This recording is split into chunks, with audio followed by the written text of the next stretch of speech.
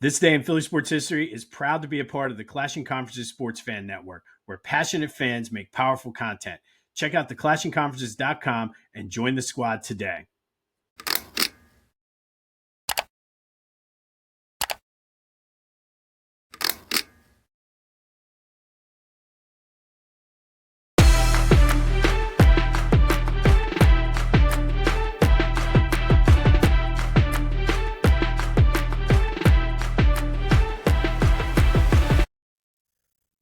What's up, everyone? Welcome to This Day in Philly Sports History for September 19th, 2025. I'm your host, Jim Montgomery. Welcome to a Feel Good Friday edition of the podcast, a football Feel Good Friday, a Phillies Red October Express Feel Good Friday. Let's get into it. All right, Phillies weekend series out in Arizona. Almost done with the West Coast baseball for this season. Thank God. 9:40 tonight, 8:10 tomorrow, and then 4:10 on Sunday. Get home, Phillies. So let's go out there, take 2 out of 3. There's a combo. I think Rob Thompson called it a piggyback tonight. Taijuan Walker, and then Walker Buehler will come in and pitch right after him. I don't know if there's a certain amount of innings or whatnot, but we'll see. I guess both guys are making their final pushes to be on the postseason roster. Then we got Aaron Nola tomorrow, and then Ranger Suarez on Sunday. But let's go out there. Magic number is at 4 for the second seed in the ever-important bye with the injury to Trey Turner. And really just to kind of rest the pitching staff and get everything set. Let's go out there and let's try to end it this weekend. Christopher Sanchez will get the nod in the first postseason game, which I guess the good thing about having clinched so early, you can start making those plans and then start maneuvering and setting everything up. So big weekend for the Phils. They return home after the weekend, but our last West Coast baseball trip of the season, or West Coast series, I should say, starts tonight. Thank God. I hate West Coast baseball. No offense to my people out on the West Coast, but out here east, it sucks. Weekend or not, it absolutely sucks. And of course, if you have kids, you know, excuse me, sorry about that. If you have kids, you know, weekends or not, they're getting up early. So there will be no West Coast baseball tonight, probably for me, but hopefully you can get some of that game in tomorrow. And then come home from the Eagles game on Sunday and watch that game. But hop on the Red October Express, going full speed into October. Let's go. All right, yesterday's trivia question. I asked you who became the first pitcher to pitch a no-hitter in both leagues, and that would be Jim Bunning. His Father's Day perfect game with the Phils back in 1964. Was in the National League. Obviously, he had pitched one, I believe it was 1958 with the Red Sox. So Jim Bunning became the first modern pitcher. Cy Young did it back in the early days of Major League Baseball, but Jim Bunning was the first modern pitcher. Did so while pitching for the Phillies, that perfect game on Father's Day. Very quiet day around the Eagles, hoping that Dallas Goedert will play. We should get more. We should know a lot more today for that final walkthrough, but big game this weekend against the Rams. Be sure to check out the Brotherly Birds Breakdown, which is now available wherever you get your podcast as well as on YouTube. Kyle and I break down the game, recap the Chiefs, get you ready for the Eagles-Rams game this Sunday. Big one down at the lake, and surprisingly, not a lot of people in my season ticket group are going. And I'm like, man, 1 o'clock game, big game against the Rams. Back in the day, we hated 1 o'clock games just because it interfered with our tailgating time. Now, as an older person, 25 years later, we all long for the 1 o'clock game. So it was surprising that nobody's going. But tickets did get sold. So thank you to everybody who reached out. Went way quicker than what I thought they would. But Eagles, Rams on Sunday. Be sure to check out the Brotherly Birds Breakdown at some point today or tomorrow or even Sunday as you're going down to the game. And we break it down. That is available wherever you get your podcasts as well as on YouTube. Does lead to today's question of the day. Lots of talk about the offense this week. Kyle and I hit on it on the podcast. You can go there to hear what our takes are. But do the Eagles need to open up the offense? Seems stuck in neutral almost, or kind of vanilla. What are your thoughts on that? Is it more of a scheme that they just need to execute, or do they need to open it up more? 267-495-8531. That's the Back to the Future voice and text line. Get that. Anything else Philly sports related off your chest? Want to talk Phils, Eagles, Flyers and Sixers are opening up. Want to talk about them? All of it is fair game. But do the Eagles need to open up the offense? And I'm not saying this one, that one, but like, to me, it's one of two things. It's either the play calling or the execution of the plays. And I think there's probably blame to go around on both ends. But let me know your thoughts on that. Flyers training camp is underway. I'm excited about this Flyer season. New coach Rick Tocchet, a full season of Matvey Mishkov. I'm ready, man. So Flyers training camp is underway. And then the Sixers open up in a couple weeks. And they announced yesterday and they showed it. And I love this. And I know there's a lot of people. It's definitely probably a generational thing. A lot of people were trashing this. But they unveiled the court that they're going to use for the celebration for the 2000-2001 team.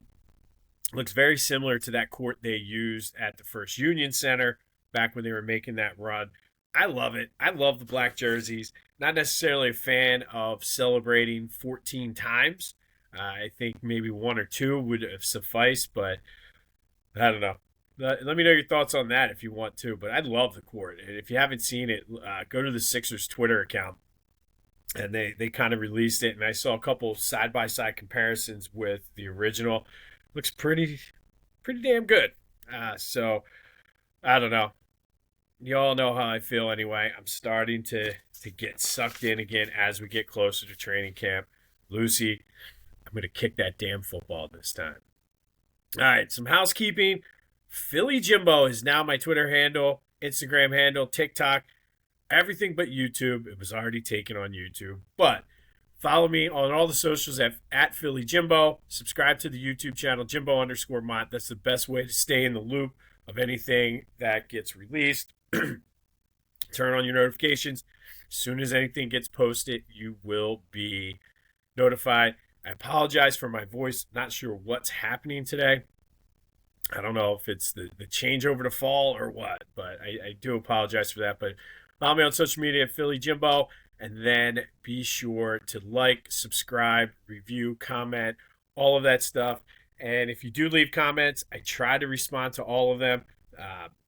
Starting to get a little bit harder to do as more and more are coming in, but all of these interactions help the algorithm out. So like, subscribe, comment, review, all that other good stuff, and hit me up on social media at Philly Jimbo.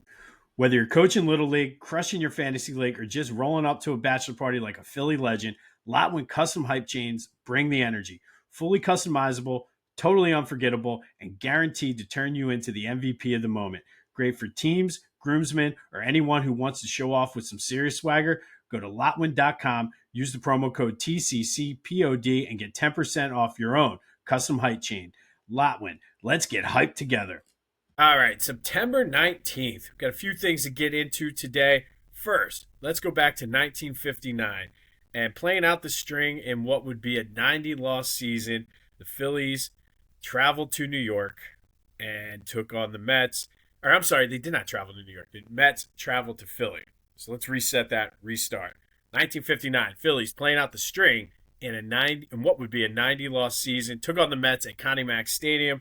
Richie Ashburn, though, gave the fans something to cheer about when in the seventh inning he had a line shot down the first base line that went over or hit the bag, went into right field, and that passed Ed Delahanty for the Phillies' all-time hit lead with 2,211. He would hit 6 more that season before being traded to the Cubs that offseason. But on this day in 1959, Richie Ashburn becomes the Phillies' all-time hit leader, eventually would be passed by Mike Schmidt, who would be passed by Jimmy Rollins. But that happened on this day in 1959 in his last season with the Phillies, a dreadful 90-loss season. But the fans at Connie Mack had something to cheer about on this day. And then fast forward all the way up to 1999, and the Eagles, who were on their way to a 5-11 season in Andy Reid's first year as head coach, lost to the Tampa Bay Buccaneers 19-5 at the Vet. But the story was, at halftime, despite what Andy Reid had been telling us all through training camp, all through the start of the season, went with the rookie, Donovan McNabb, and the second half of that game made his debut, relieving Doug Peterson, as the Eagles starting quarterback. And it wasn't good for number 5. Through 11 passes, completing 4 for 26 yards, was sacked 6 times by that Tampa defense, ran 5 times for 38 yards, including a 21-yarder. But luckily for the Eagles, it would get better for Donovan. But on this day in 1999, Donovan McNabb makes his NFL debut, coming in relief of Doug Peterson at halftime of a 19-5 loss against the Rams. Now, I said it got better. Got a whole lot better for Donovan and the Eagles. So fast forward all the way to 2013, and 14 years to the day that Donovan made his NFL debut. The Eagles welcomed the Chiefs to town. It was Andy Reid's first time back in Philly after being fired the offseason before. It was a Thursday night football game. Andy Reid got a standing ovation. Everybody was happy, and then the Eagles should not have lost to the Chiefs that game. That's my one takeaway. We were just kind of stunned, especially after the performance they had put up in the first 2 games against the Chargers and Washington, respectively. But Chiefs won the game 26-16. But the story was at halftime. Donovan McNabb's number 5 was retired. He was is the Eagles' career leader in yards, touchdowns, completions, attempts, 6-time Pro Bowl, 75th anniversary team for the Eagles, Eagles Hall of Famer, Philadelphia Sports Hall of Famer, led the Eagles to 6 division titles, 5 NFC championship games, and 1 Super Bowl. And I think the one thing that often gets overlooked, despite some of the injuries, I know the one year it was Jeff Garcia, but in 11 seasons in Philly, the Eagles made the playoffs 9 times during that run. So not a bad kind of run. I think 99 and 2005 were the only. No, I think there was one other. Either way, 9 times out of 11 seasons, Donovan made the playoffs. So he was pretty reliable, despite what everybody says. And as far as I'm concerned, best quarterback in Eagles history for now.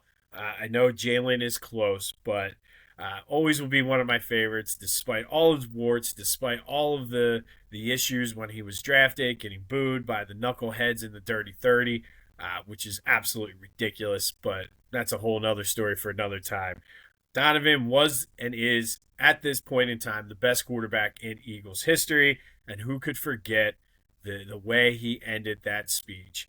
Number 5, will always love you. Number 5, I will always love you too. But on this day in 2013, the Eagles retired Donovan McNabb's number 5 when the Chiefs, coached by head coach Andy Reid, came back into Philly to take on the Eagles. And the rest, as they say, is history. It's time for Fridays with AI, where we ask AI to rewrite Philly sports history. Every Friday, only on This Day in Philly Sports History. That's right. It is Friday. That means it's time for Fridays with AI. Brought to you by Philly Goat. Go to phillygoat.com. Use the promo code Jim Montgomery to take 10% off your order. I'm telling you, if you haven't been there or you've been putting it off or it's been a while, go scroll through the site. Ryan's daughter, Devin, was featured on CBS 3 the other day for her Philly Fanatic shirt. The shirt's awesome. Get your Philly Fanatic shirt. Helps shop as well. But go to Philly Goat and use the promo code Jim Montgomery to take 10% off of your order. All right, so we talked a lot. It was a big day in Donovan McNabb history here. So I thought, why not? Because there's still some debate. Some people don't put Donovan as the top Eagles quarterback. Some people put Jalen. Some people put Jalen down. There's some people out there who say Nick Foles because he won the first Super Bowl. There's a handful of people out there who will throw Randall into the conversation. So I said, AI, settle this debate. Rank the top quarterbacks in Eagles history. it was not as easy as you would have thought. If you know anything about AI, sometimes you need to be a little bit specific with AI. So, of course, AI did not give me a straightforward answer. Even though I asked, I was like, take everything into account, individual statistics, team success, career longevity, even comparing and kind of even it out because the errors were different for different quarterbacks. So after readjusting and talking to AI that way, it gave me two lists. And one was based straight on statistics, and the other was sort of that legacy, sort of intangible way to look at it. So the statistical list, AI agreed with me. It's Donovan. Jalen is a close second on there, followed by Randall, Ron Jaworski, and Norm Van Brocklin. Norm Van Brocklin, to this point, is still the only Eagles quarterback to win an MVP. That was in 1960, and he led the Eagles to the championship that year. But I guess my big takeaway on this is there was a lot of good moments for Eagles quarterbacks over the course of their team history, but not a lot of longevity when it comes to quarterbacks. Obviously, we had Donovan. Randall was here for a long time. Jalen's been here for a long time, and Jaworski was here for a pretty long time. But guys like Norm Van Brocklin, Sonny Jurgensen, even Nick Foles, Michael Vick, they had good seasons in stretches, but it was only like a 2-3 year window for a lot of those guys. So there has not been a ton of longevity when it comes to Eagles quarterbacks. So that was the statistical list. The legacy list, I think, was more just impact and what it meant to the Philadelphia Eagles. That list, AI had Nick Foles 1, Jalen Hurts 2, Donovan number 3, Van Brocklin number 4, and then a tie between Jaworski and Randall. AI essentially was, Jaworski led them to a Super Bowl, but Randall, because of what he meant to that team and just the absolute talent he had, so they gave him a tie for that one. So then it got me thinking, I'm like, all right, AI, you didn't really complete the task I asked you to do. 2 good lists, thank you. But merge the two, combine, and it took me a while to get the prompts right for this one, but it was like combine the two, a combination of the statistics and the legacy, and then with that, AI came with the comprehensive list of the best quarterbacks in Eagles history. Number 5, Donovan McNabb, number 1. Jalen Hurts comes in at number 2. Nick Foles, number 3. Number 4, Randall, and number 5, Norm Van Brocklin. Okay, not bad, but that's what we got. So what are your thoughts on the top Eagles quarterbacks in history? Is it Donovan? Is it Jalen? I think we can all agree those are the top 2. I have them, Donovan, then Jalen. And then 3 to 5, it kind of gets, it's up there. So let me know your thoughts on that. I have Randall at 3, Foles at 4, and then a tie between Van Brocklin and Jaworski at 5. I think you could throw Carson Wentz one season in there, Michael Vick's 2010 season, certainly. Even Jeff Garcia in 2006 should get some honorable mention there. What are your thoughts on the top Eagles quarterbacks in history in honor of Donovan McNabb making his NFL debut today and his number 5 getting retired on this day in 2013? Like I said, personally, McNabb is there, but let me know your thoughts. And I did ask one more follow-up question to AI because I'm like, all right, if you have Donovan number 1 on both of these, Jalen number 2, and I think that was clear-cut, probably anybody out there, unless you're a McNabb and Hurts hater, will have them number 2. But I did ask AI kind of a bonus question for you guys this week. What does Jalen Hurts need to do in order to take over the number 1 spot? And AI said essentially probably around the end of the 2026-2027 season is when he would take over, barring another long playoff run this season or something crazy, unfortunate with injury or anything. But it could be as early as the end of this season.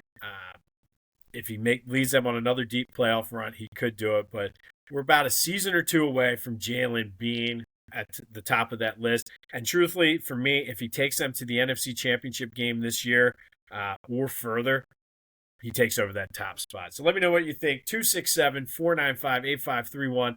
That's the Back to the Future voice and text line. Get that, anything else Philly sports related off your chest. But that was Fridays with AI, brought to you as always by Philly Goat. Go to phillygoat.com. Use the promo code Jim Montgomery to take 10% off of your order. And then finally today, we continue the celebration of Donovan McNabb. And today's underrated and underappreciated athlete is Chad Lewis, tight end, one of Donovan's favorite receivers early in his career. This is another one of those two stint with the Eagles guys. I think sometimes we forget that he was an undrafted free agent rookie in 1997 out of BYU. Didn't make the team, went to the Rams, where he was released a couple years later and re-signed when Andy Reid took over.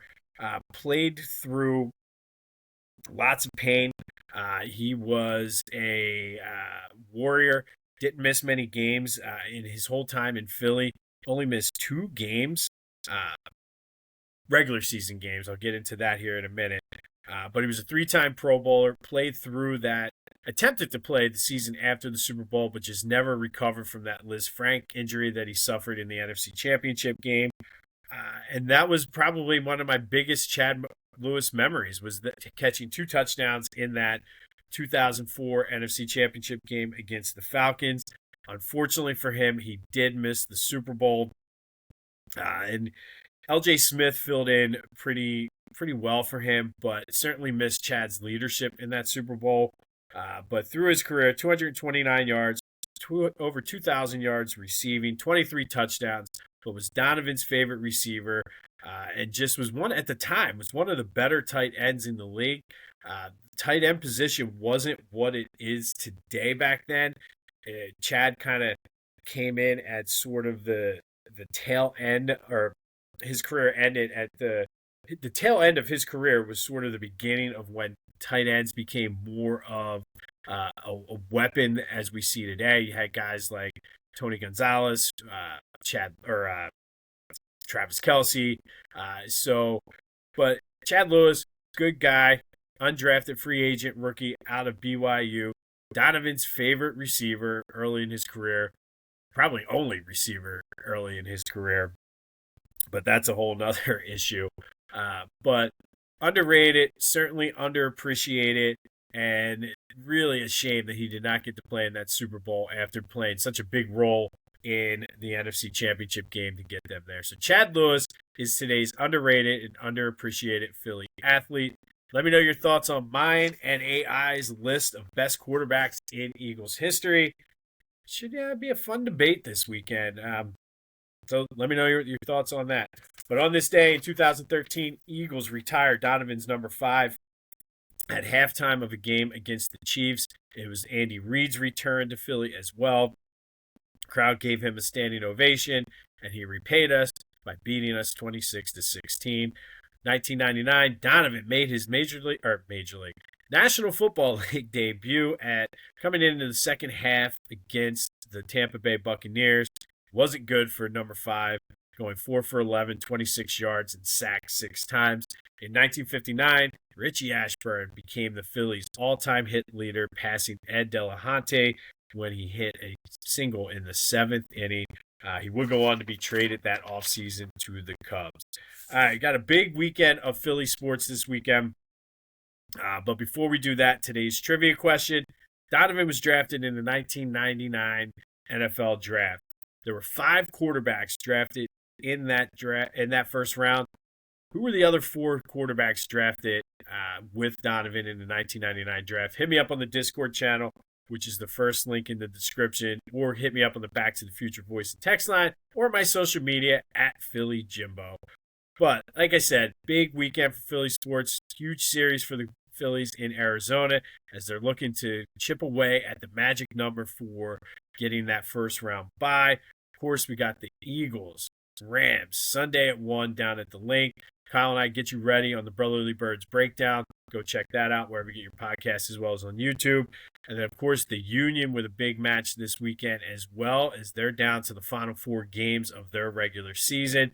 Time to start getting things right for the playoff push. They haven't been good the past 2 games, so hopefully they can right the ship.